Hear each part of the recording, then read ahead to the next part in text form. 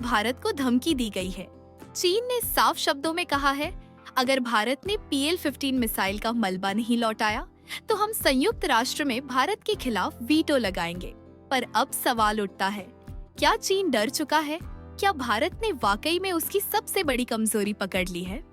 आज की इस वीडियो में हम बताएंगे कैसे भारत के हाथ लगी PL-15 मिसाइल चीन की तकनीकी पोल खोलने वाली कुंजी बन गई है।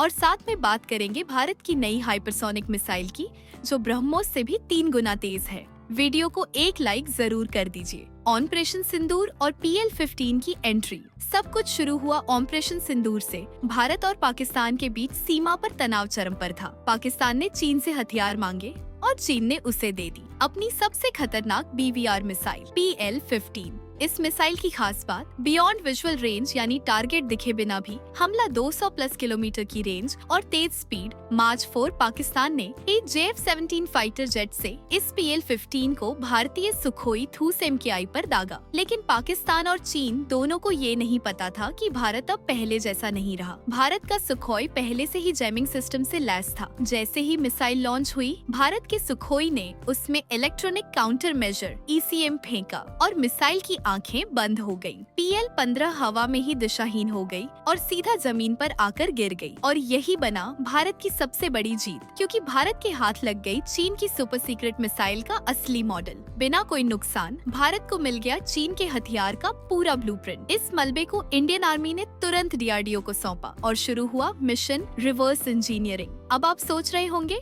रिवर्स इंजीनियरिंग होता क्या है? ये एक प्रोसेस है जिसमें किसी प्रोडक्ट को खोल कर उसकी पूरी तकनीक को समझा जाता है, ताकि या तो उसे कॉपी किया जा सके या उससे बेहतर वर्जन बनाया जा सके। भारत के वैज्ञानिक अब PL-15 को पुर्जे अलग कर रहे हैं। उसकी chip, fuse, warhead, radar guidance सब कुछ डिकोड कर रहे हैं और इससे सीखकर अपनी नई मिसाइल टेक्नोलॉजी बना रहे हैं। चीन को जब इस बात का पता चला तो बीजिंग में हड़कंप मच गया। चीनी विदेश मंत्रालय ने प्रेस कॉन्फ्रेंस करके कहा, हम भारत से मांग करते हैं कि वो PL-15 का मलबा वापस लौटाए, नहीं तो हम UN में भारत के खिलाफ वीटो लगाएंगे।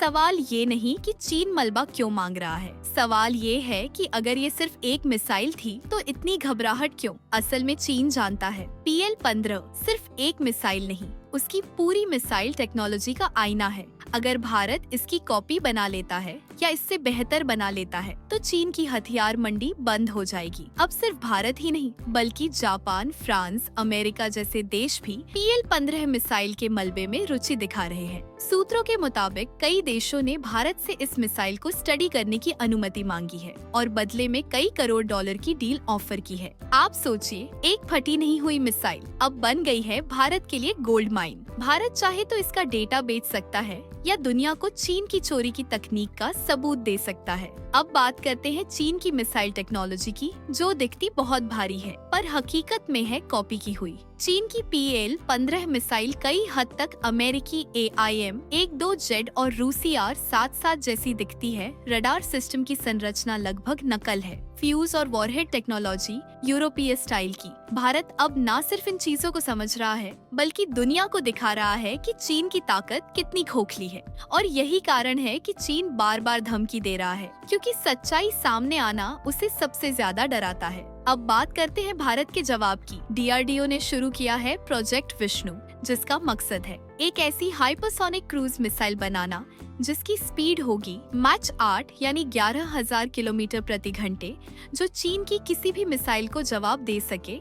यह मिसाइल ब्रह्मोस से 3 गुना तेज होगी और सिर्फ कुछ मिनटों में दुश्मन की सैन्य बेस को तबाह कर सकती है। मतलब साफ है, भारत अब न सिर्फ डिफेंस कर रहा है बल्कि टेक्नोलॉजिकल वॉरफेयर में भी आगे बढ़ रहा है। तो दोस्तों, अब आप बताइए, क्या भारत को PL-15 मिसाइल का मलबा चीन को लौटा देना चाहिए या फिर उससे पूरी तकनीक सीखकर चीन की हर मिसाइल को बेअसर बना देना चाहिए? नीचे कमेंट में अपनी राय जरूर दीजिए। अगर आपको ये जानकारी पसंद आई हो तो वीडियो को एक लाइक दीजिए, अपने दोस्तों के साथ शेयर कीजिए और चैनल को सब्सक्राइब करके बेल आइकन जरूर दबाइए। जय हिंद, जय भारत। मिलते हैं अगले वीडियो में, तब तक के लिए नमस्कार।